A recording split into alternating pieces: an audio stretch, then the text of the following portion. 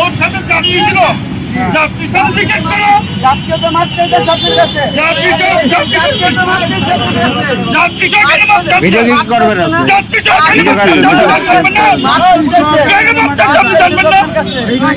যাত্রীকে ফোন আর মোবাইল থেকে শুন না। ভাই জানগা ভাই আপনি মাথা করে না। ভাই আপনি ভাই আপনি বইয়া যান। আপনি ভিডিও করে বাইরে কাগজ চাই।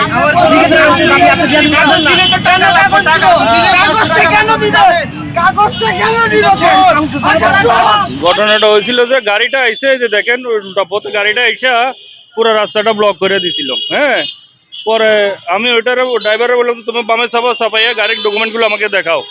ও ডকুমেন্ট দেখাবে না, কাগজও দিবে না, গাড়ি সরাবে না। হ্যাঁ, অনেকক্ষণ ধরে ওনাকে ইয়ে করার পরে উনি বলতেছেন না। পরে আমি গাড়ির চাবি নিলাম, চাবি নেওয়ার পরে তাদের গাড়ি সরাও, গাড়ি সরাইতেছে না। পরে আবার ধাক্কায় গাড়ি সরানো হয়েছে। সরানো হওয়ার পরে গাড়িতে যাত্রী ছিল, যাত্রী ভাই আমার দেরি হয়ে যাচ্ছে, আমি গাড়ি আমাকে একটু তাড়াতাড়ি গাড়িটা ছাড়েন। আমি কই ওর তো গাড়িটা ছাড়া যাবে না, ও গাড়ির ডকুমেন্ট দিতে পারতেছে না, আমি আপনাকে অন্য একটা গাড়ি ব্যবস্থা করে দিচ্ছি। পরে আমি ওনারা অন্য একটা গাড়ি ব্যবস্থা করে দিলাম। দেওয়ার পরে উনি পরে আবার আইসে আমার কাছে মাপতে গরিব মানুষ এই সেই, হ্যাঁ উনি ধরেন হাবি যাবে, কিন্তু ড্রাইভারের বিরুদ্ধে কোনো অনুশোচনা নেই যে সে যে ভুল করছে এটা।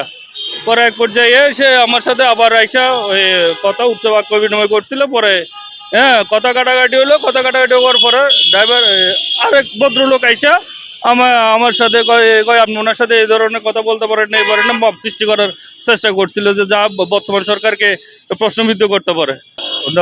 ওই যে লোকটা যে দুই তিনজন লোক মব সৃষ্টি করার জন্য চেষ্টা করছিল, এরা খণ্ডকালীনটা দেখছে। ও আগে যে জিনিসটা আমার সাথে ঘটনা হয়েছে ওই জিনিসটা দেখে না, না দেখে হুতাশে, আমাদের একটা কথা আছে না হুতাশে বাঙালি, ওই না বুঝছে না দেখে আমার উপর একটা দোষারোপ চাপাইতে চাইছিল যে মানে পুলিশের উপর কোনো দোষারোপ চাপাইতে চাইলে ভাইরাল হওয়া যায়, ওই জিনিসটা হলো তাদের মুখ্য উদ্দেশ্য। আর দেশে একটা আইনশৃঙ্খলা পরিস্থিতি একটু অবনতি ঘটানো যায় কিনা, এটা হলো তাদের মুখ্য উদ্দেশ্য। আমি একজন দায়িত্বরত কর্মকর্তা হিসাবে আমি একটা অনুরোধ করব, ড্রাইভারে যখন ভুল করে তখন আপনি আগে প্রপারলি দেখবেন, না দেখে ভুল ত্রুটি যাচাই না করে অনর্থক একটা দায়িত্বরত অফিসারের উপর আপনারা দোষারোপ চাপাবেন না, অনর্থক মব সৃষ্টি করবেন না। আপনাদের কাছে আমার বিনীত অনুরোধ। হ্যাঁ, আপনারা আগে ঘটনাটা পুরোপুরি জাস্টিফাই করবেন, রিয়েলাইজ করবেন, তারপর কার দোষ আছে কার দোষ নাই এটা তারপরে আপনি ইয়ে করবেন। একজন পুলিশ কর্মকর্তার উপর যদি আপনার অভিযোগ থাকে, আপনি অবশ্যই আমার ঊর্ধ্বতম কর্তৃপক্ষকে আপনি অবহিত করতে পারেন। হ্যাঁ, ওনারা আমার বিরুদ্ধে ব্যবস্থা নেবে, কিন্তু আপনি রাস্তার মধ্যে মব সৃষ্টি করে ইয়ে করবেন, এটা তো হয় না।